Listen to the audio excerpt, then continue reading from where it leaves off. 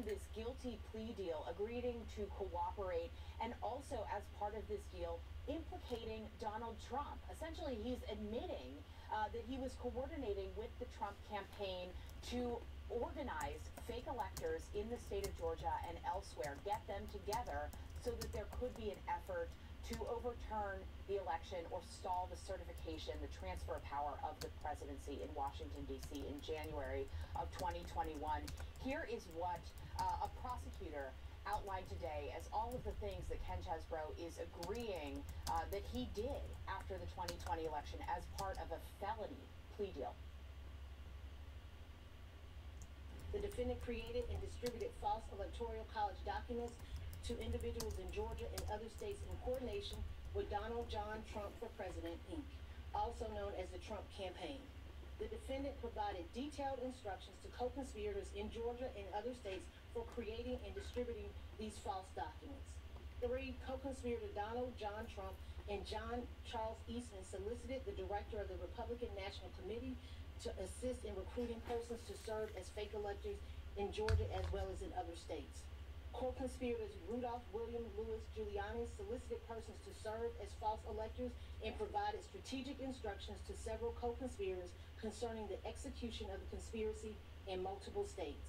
5, co-conspirator David James Schaefer, Sean Micah Thrasher Steele, and Kathleen Austin Latham and others met at the Georgia State Capitol in Fulton County, Georgia on December the 14th, 2020, created false electoral college documents that falsely stated that the co-conspirator Donald John Trump had received all of Georgia's electoral college votes and delivered those false electoral college documents to Congress and other governmental entities. The co-conspirators also attempted to deliver a copy of the false electoral college documents to the Northern District of Georgia for the purposes of filing, entering, and recording those documents in that court, having reason to know that those documents contain materially false statements that the co-conspirators were the duly elected and qualified presidential electors of the state of Georgia. The defendant was also personally present on the grounds of the United States Capitol during the disruption and delay of the joint session of Congress on January the 6th. So Boris and Brianna, the headline there is that what Scott Grubman, the attorney for Ken Chesebro, has agreed to as part of this plea deal that Ken Chesebro is admitting to is that he's pleading to one charge, a conspiracy to file false documents in the state of Georgia, those fake electors' certificates. And that conspiracy, part of this charge, that's very important because that means that Ken Chesebro, the attorney who was working with Donald Trump and the campaign, Rudy Giuliani, John Eastman, and others, the other people charged in this case, he's admitting to being part of that group, taking the efforts together. That's quite a significant step forward for not just the district attorney, Fani Willis, but the entire shape of this case. While Chesebro was expected to go to trial today by himself after his co-defendant, Sidney Powell, pleaded guilty yesterday, that trial is not happening, and now this case is left with Donald Trump and several others, including Rudy Giuliani, John Eastman, Mark Meadows, many bold-faced names, other lawyers that were working at that same level as Ken Chesebro, Sidney Powell, and others. They all will now be going to trial at a later date together. So there wasn't going to be now a trial where Ken Chesebro would be trying his case as the only defendant that the jury would be looking at and maybe pointing to Donald Trump, or prosecutors having to speak about Donald Trump with Donald Trump not in the room. Caitlin Polance, thanks so much for the update. Let's get some legal perspective now from former federal prosecutor Renato Mariotti. Renato, thanks for joining us. So here, Kenneth Chesebro essentially acknowledges that he conspired with Donald Trump, John Eastman, Rudy Giuliani, and others. What does that mean for the Fulton County DA's case going forward? It certainly helps. Look, the way that this was set up, these attorneys were going to have their trial first. I think they went out in front and tried to do that because they recognized that a joint trial with Donald Trump and John Eastman and others, ultimately what was going to happen is Donald Trump and others were going to be pointing fingers at the attorneys and saying, the attorneys put them up to it, the attorneys blessed this and said it was okay. Now, instead of having that dynamic where the defendants are pointing fingers at each other, now the attorneys are going to say, we committed crimes And these people were part of it. And I think that makes the DA's case stronger. And I also think it creates problems for some of the other defendants, including some of the other attorneys like Jenna Ellis. Is he a stronger witness than Sidney Powell? It's not possible to be a weaker witness than Sidney Powell. I suppose Rudy Giuliani's up there on the weak witness category as well, but Sidney Powell has told so many untruths that I think it's hard to take her seriously. Kenneth Chesebro's a more serious person, although he has some problems himself. After all, he was the one in emails talking about this as a fake electors scheme. And look, anybody who's a convicted felon, anyone who is trying to deal with the government is subject to criticism. But now the DA has two witnesses, and one advantage of I would say, a shotgun approach where you're charging a lot of different people with a lot of different crimes is when you fire a shotgun into a crowd, you're going to hit somebody. And, she's bagged a couple of targets, and more potentially more. And notably, Powell and Chesebro, in their agreements, they have also agreed to testify in future trials, including Jack Smith's federal election subversion case. If you're part of Donald Trump's defense team, none of this is good. Absolutely not. Absolutely not. I mean, there's certainly a wall that is breaking down for Donald Trump here. And, part of that is an advantage that the DA had in charging attorneys. Attorneys have a lot of downside. It is very challenging. And I think for people in their position, the idea of spending time in a state penitentiary in Georgia is not a particularly appealing proposition. So, they tried an aggressive move by seeking an early trial. I do think it had some value for them because I think it encouraged the DA to offer them a deal because she didn't want to preview all of her evidence before, she was going to be going up against Trump at a subsequent trial. But ultimately, at the end of the day, they had to plead guilty to crimes. Kenneth Chesebro, the more serious, plea. Obviously, he pled guilty to a plea of felony. But ultimately, at the end of the day, they were, they've ultimately turned to the government team, the prosecution team. All right, Renato, thank you so much. We do appreciate your insights on a very big news story today. Kenneth Chesebro also taking a plea deal here in the Georgia case. Yeah, we do want to bring you some breaking news, though, right now. CNN's Alex Marquardt has that for us. Alex, this has to do with the hostages that were being held in Gaza by Hamas. Yeah, Boris and Brianna, we understand that two of the American hostages who have been held by Hamas are on their way out of the Gaza Strip. We've just learned this from a person who is familiar with the discussions, as well as a diplomatic source who's spoken to my colleague Caitlin Collins. As we know from the Israelis, there have been around 200 hostages who have been held by that militant group, by Hamas, since the horrific attacks inside Israel on October 7th. What we understand from these two sources is that the two Americans are a mother and a daughter. They are currently, we're told, with the Red Cross and heading south in the Gaza Strip. There are two crossings in southern Gaza, one that goes into Egypt, the other that goes into Israel. So right now we're not sure about which country they will be going into. We're also unclear on the identities of this mother and child, but we are told that they are being released on humanitarian grounds. That's according to a source that I spoke with, because the mother is not in good health. Now, Boris and Brianna, this has also been announced by Hamas. A spokesman for the militant group said that the mother and daughter are also being released, they say, on humanitarian grounds, but also because they want to contest the claims being made by Biden and what they call his fascist administration, because they are false and baseless. So we have this mother and daughter, American citizens, who have been held by Hamas for much of the past 2 weeks. Now we understand with the Red Cross on their way out of Gaza. Guys? And Alex, to clarify quickly the next steps, is it clear exactly where they're headed next? Is it going to be Egypt or Israel? What do we know?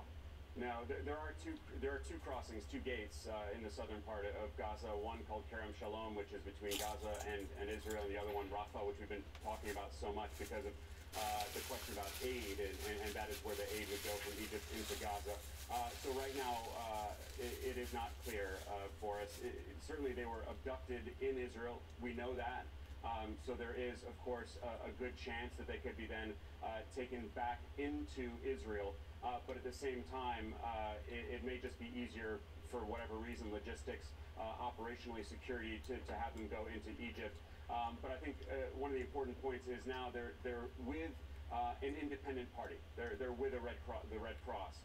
And so that is the best news. They are no longer, we understand, in Hamas custody, although of course Hamas does control the entire Gaza Strip. So this is not a done deal.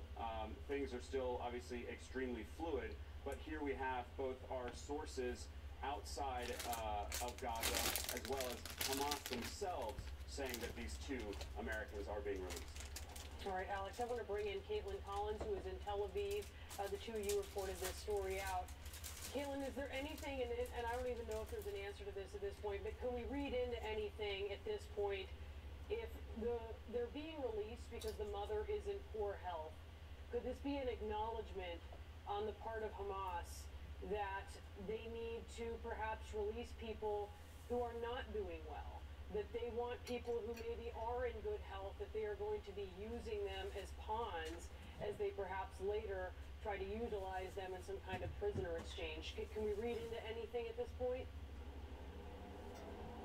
I think a lot of that remains to be seen. I mean, this was a big question once Hamas had captured so many of these hostages and taken them out into Gaza after that October 7th attack. That was a question, was if they are going to try to use them, as we had seen in the past when Hamas had kidnapped an IDF officer, that there was a lot of negotiation over that. It took years, and in the end, Israel released, I believe it was about 1,000 Palestinian prisoners in exchange for that Israeli officer. And so that was kind of the basis that people were looking at these hostages and the questions over what would happen here. And we've heard Israeli officials say they were not negotiating with Hamas for an exchange for the hostages. But this news is incredibly significant. I mean, these hostages, of course, there's been an open question of what their fate would be, what would happen, especially as we are waiting to see that ground incursion potentially happen.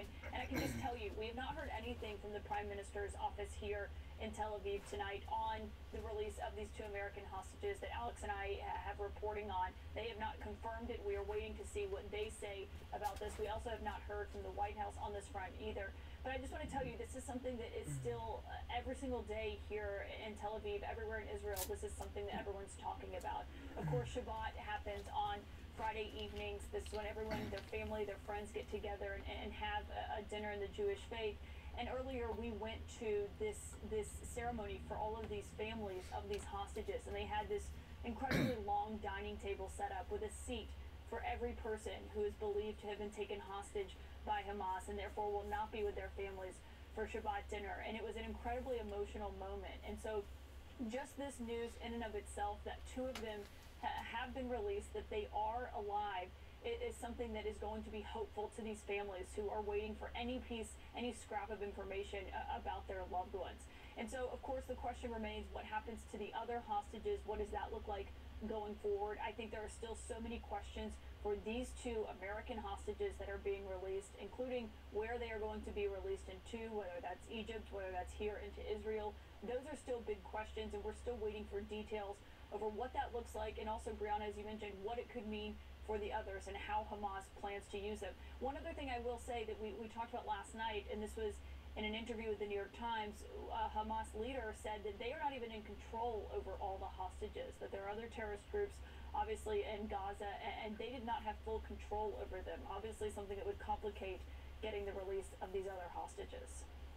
Caitlin, please stand by. We want to bring in Jim Sciutto now, because, Jim, you just spoke to a longtime hostage representative. That's right. I spoke to Jonathan Franks, who I'm sure you've spoken with him before. He's been involved, for instance, in the release of the American Trevor Reed from Russia. Also worked on the Travis King case in North Korea.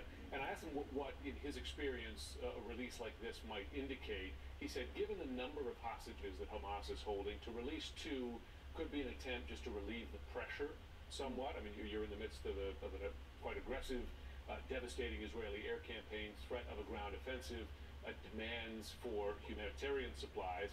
To relieve the pressure does not necessarily portend that all all the hostages are going to be freed quickly.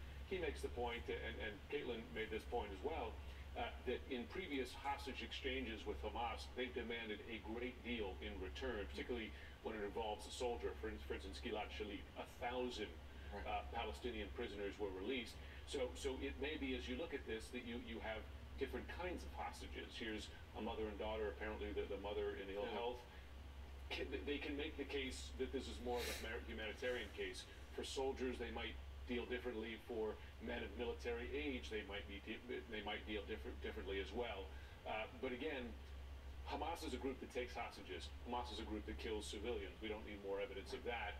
A decision like this does not mean Hamas has changed. It means that it sees something, it wants something in return, or it sees this as being in their advantage. And perhaps there was some pressure applied from outside as well. Yeah, and Alex, I understand you have some information about how this negotiation went down.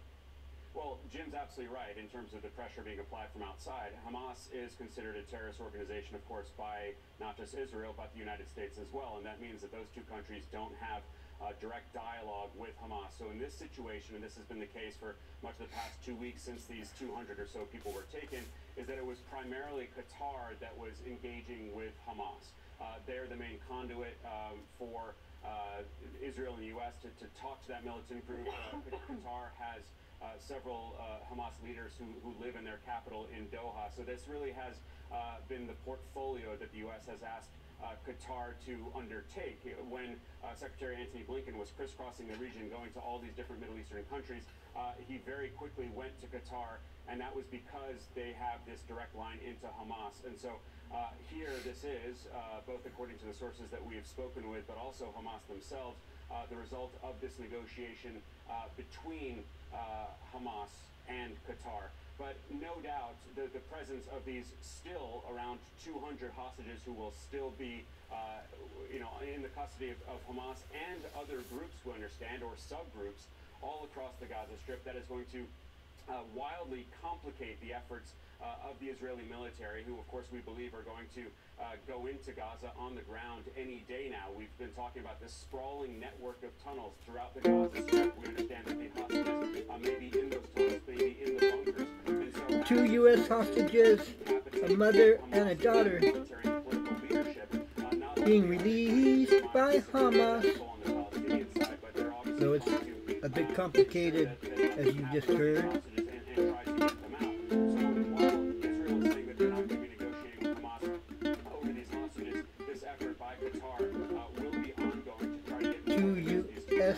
Hostages being released. The mother is in ill health.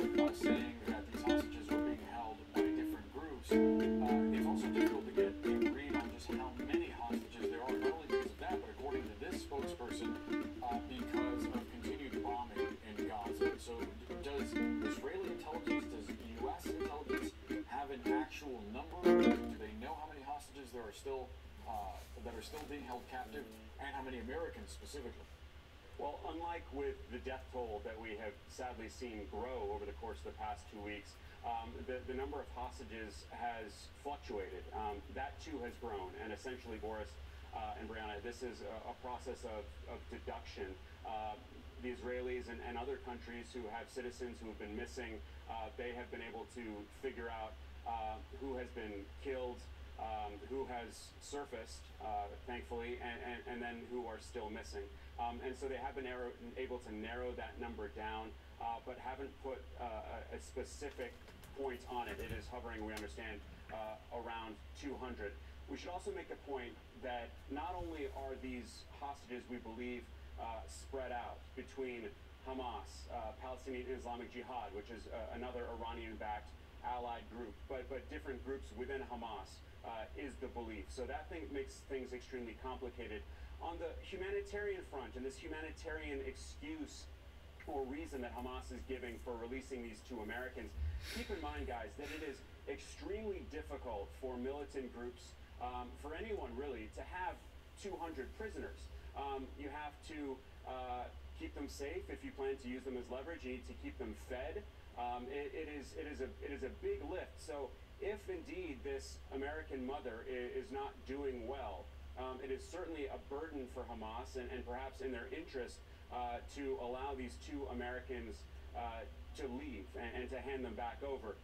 But to Caitlin's earlier point, no doubt the Hamas is going to try to use these prisoners as leverage, whether it's to release the hundreds of Palestinians who are in Israeli prisons, whether it's to get more aid into the country, whether it's to call for a ceasefire. These are all things that we've heard considered.